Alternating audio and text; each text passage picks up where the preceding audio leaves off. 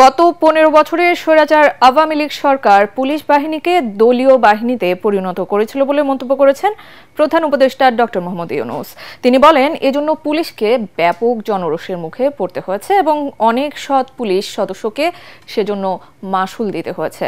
রাজারবাগে police সপ্তাহ উদ্বোধন অনুষ্ঠানে প্রধান উপদেষ্টা এসব কথা বলেন। আগামী জাতীয় নির্বাচন অবাধ ও সুষ্ঠুভাবে আয়োজনে আইন শৃঙ্খলা বাহিনী যেন কোনো দল বা প্রার্থীর হয়ে কাজ না করে সে নির্দেশ দেন প্রধান উপদেষ্টা। আরো জানাচ্ছেন ইয়াসিন রানা। সব মশার বিরুদ্ধে সুরক্ষা দিতে এলো বসুন্ধরা এক্সট্রিম অ্যারোসল, মশার বিরুদ্ধে এক্সট্রিম সুরক্ষা। রাজধানীর রাজারবাগে পুলিশ সপ্তাহ ২০২৫-এর উদ্বোধন করেন প্রধান উপদেষ্টা ডক্টর মোহাম্মদ ইউনূস।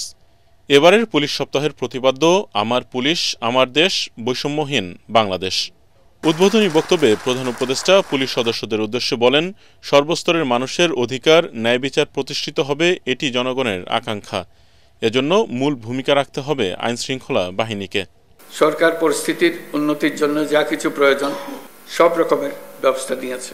সড়ক মহাসড়কে বিশৃঙ্খলা ও জনদুর্ভোগ নিরসন, বিশেষ অভিযান পরিচালনা, অংশীজনের সাথে পুলিশের আন্তঃযোগাযোগ জোরদার করা, দেশে যতগুলো অপরাধ হচ্ছে সবগুলো ঘটনায় তাৎক্ষণিক ব্যবস্থা নিতে আপনারা সর্বোচ্চ চেষ্টা করে যাচ্ছেন।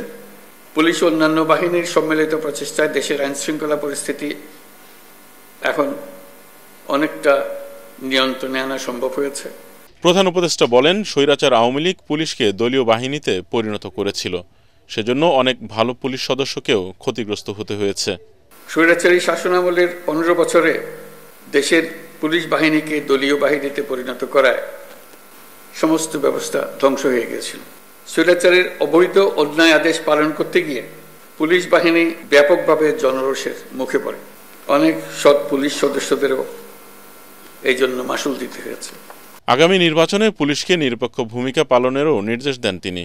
চলতি বছরের ডিসেম্বর থেকে আগামী বছরের জুনের মধ্যে দেশের ত্রয়োদশ সংসদ নির্বাচন অনুষ্ঠিত হবে। সেই নির্বাচন যেন সুষ্ঠু ও শান্তিপূর্ণ উপায়ে অনুষ্ঠিত হয়, সেজন্য পুলিশ সদস্যদের ভূমিকা খুবই গুরুত্বপূর্ণ। নির্বাচনে সকল প্রতিদ্বন্দ্বী প্রার্থীর প্রতি সমান আচরণ ও ভোটাররা যাতে নির্ভয়ে নির্বিঘ্নে নিজেদের ভোটাধিকার প্রয়োগ করতে পারে, সেই পরিবেশ নিশ্চিত করা আপনাদের এবং আমাদের সর্বোচ্চ দায়িত্ব। ৩ দিনব্যাপী এই আয়োজনের উদ্বোধনী দিনে ৬২ জন কৃতী পুলিশ সদস্যকে পদক পরিয়ে দেন ডক্টর মোহাম্মদ ইউনূস। ইয়াসিন রানা, এটিএন বাংলা, ঢাকা।